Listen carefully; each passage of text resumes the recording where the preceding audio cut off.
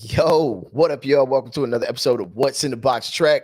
I am going to happily take my L. I said that there was no way that the Lakers could beat Memphis, and I was absolutely wrong. 100% wrong, and I've never been happier to be wrong, man. It's quite a game. Shout out to DJ Icy Ice, my homeboy KD. Me and Icy Ice were watching this game at a gig. I was supposed to be announcing the birthdays that were walking in, and we were glued to the last couple seconds of this game. Big shout out to Dennis Schroeder. Man, what a game. Me and the homie Life Rexall were both wrong. So I had to add in another wrong person. Look, there's a lot. There's a lot to say about this game. But when it all comes down to it, it's stuff that I've been saying on this show for quite a while. So if you've been following, you were looking for it, you were watching it, I know you were hearing it, chime in the chat because you know that you saw the things that I was talking about, namely second chance points and offensive rebounds, right? But let's get started, man. The Lakers win this game. They beat the Grizzlies 121 to 122. The Grizzlies had 102 opportunities.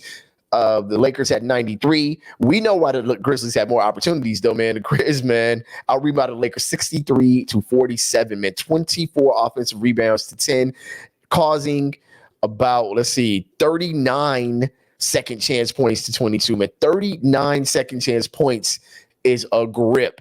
And,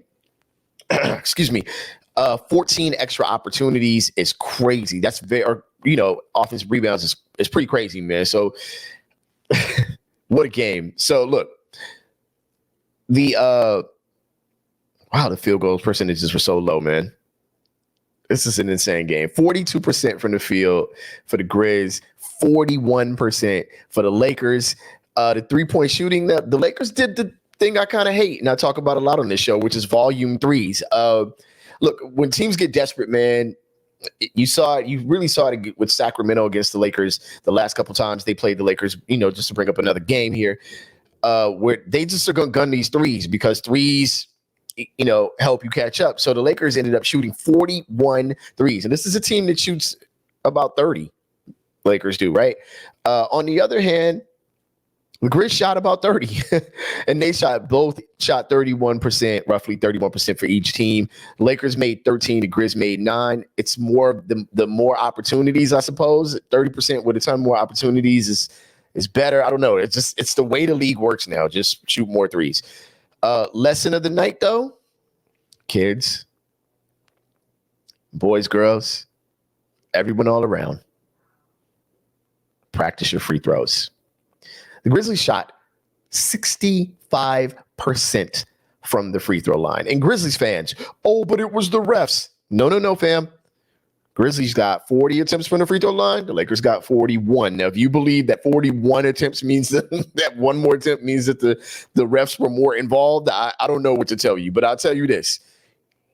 The Grizzlies had 40 chances, and they made 26. The Lakers, on the other hand, 80% from the free throw line, 33 of 41. They took advantage of the free throw line. And this is what I've been saying on What's in the Box for as long as this thing has been on, is free throws either separate or connect. If you are ahead, you're beating a team, every free throw just makes it that much harder for another team to catch up. But if you're trying to catch up, getting to the line stops the clock and allows you the chance to score uninhibited and catch up. I mean, I don't know. I was about trying to be fresh, and that's what it comes down to. Memphis is last in the league. They're 30th in the league in free throw shooting percentage. The Lakers are 10th. They're in the top 10. That doesn't bode well for Memphis. And I know this is a Lakers show, but dude, they're good at everything else. They're number 1 in the league in rebounds. They showed it. They beat the Lakers, who are number 2 in the league in rebounds, 63 to 47. They're number 1 in offensive rebounds. Steven Adams has been one of my favorite players since he's been playing the game.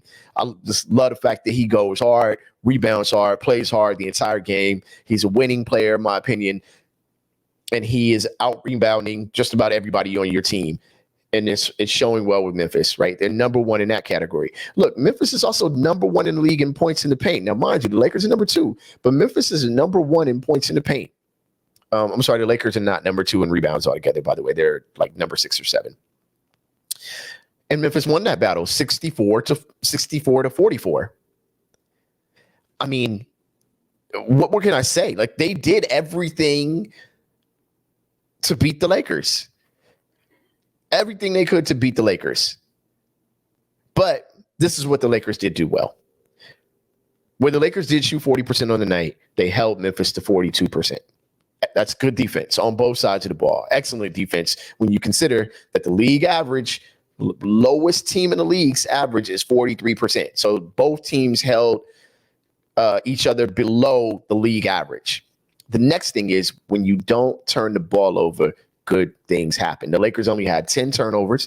The Grizz had 14. Not bad for either team, but 10 is better than 14. They only gave up 7 points off of turnovers. We talked about this all the time, right? 7 points off of turnovers for the Lakers while collecting 16 points off of turnovers. The Lakers also got out on the move, man. 20 fast break points to 4 by the Grizzlies. The Grizz only had 4 fast break points.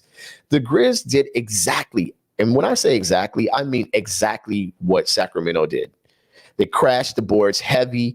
They kept the Lakers out and tried to keep the Lakers out of transition as much as possible. And the Lakers still forced transition through all of this. Through all of the attempts, the Lakers still forced transition. This game is like every other game. Look, the story that I'm hearing, right? If I turn on ESPN, especially when I get on there at 4 o'clock, the story that I'm hearing is basically half the team, if not, most of this team doesn't even belong in the league. Right? That this is one of the worst teams in the league put together, blah, blah, blah, blah, blah. There's a lot of room for criticism. The Lakers are 21-25. I am in no way saying that the Lakers are in first place and on their way to a championship. I'm not saying that. What I'm saying is this team is not as bad as people have predicted it to be or keep stating that it's just not. And they're in every game. In every game, they're fighting in every game, and they're missing one of their best players. Now, granted, AD gets injured every year. I know that. I hear that story. But what I'm trying to tell y'all is this team is not as bad as people keep saying. And keep watching, because I started this telling all my homeboys that they need to watch this season because this season is going to be special. Now, how it ends, I don't know. But this looks like a good season. And I'm not just counting this off of the hype of the Memphis win. I'm saying when you're in these close battles and you're missing AD, the way that this team has come together, you look at how your role players are playing, and I feel like a team only goes as far as its role players. More people feel like it goes as far as the stars, and I definitely think you need a home run hitter. But role players are so important, and the Lakers role players have stepped up to the challenge. They're getting everything out of these dudes, which is different from last year, right? When you compare this team to last year's team, I don't know, maybe different coaching. I don't know. I don't want to diss Frank Vogel, who's a championship coach, but last year it just seems like when the Lakers were out of it, they were out of it. This year, they're just not out of it. It doesn't matter. You have to play them till the very last second. And that's the type of team that you want. If you're a fan, that's the type of team you want to watch. Look, the NBA is a trip, though. Think about this. The Lakers in the last, 5 games? All right, fine. You got to face Luka. Okay, you face Luka. Now you got to face Embiid and James Harden. After that, you got to face De'Aaron Fox at guard. Then you got to face Morant at guard. And now, tomorrow night, you got to face Damian Lillard. I mean,